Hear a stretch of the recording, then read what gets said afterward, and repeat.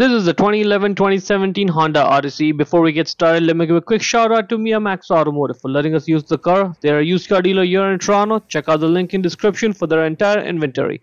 Now that's where the bulbs are. In order to get to it, we have to open up the lift gate and take those two screws off. That's holding the light in place. For that, you will need a PH2 screwdriver, a thick screwdriver, something that looks like this. So go ahead, get the screwdriver, and when you're taking the screws off, first push the screwdriver down, push it down, and then twist it left, so that we don't end up stripping the screws, right? So push it down, twist it left, get the screw off completely, get the other screw off as well, and now put one finger right there behind the light, second finger on the diagonal corner, and then push it to the back of the car, like straight back, and the light comes out. It'll come right out, don't worry. Now rest the light on the body, just like that. That dark gray bulb holder, that's the one for the turn signal. Just twist it left like 1/8 of a turn. It's loose now. Pull it out, it'll come straight right out. In order to get the bulb off, just grab the bulb and just pull it.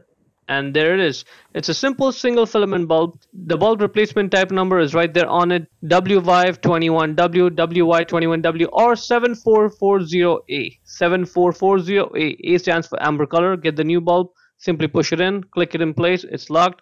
Now you see that big notch on the bulb holder? Align that with that little slot over there in the light. Yeah, just align it so that way when you're putting the bulb holder back in, just go straight right in. It just drops in. It's sitting flush now. Twist it right like 1/8 of a turn and then lock it. That is good.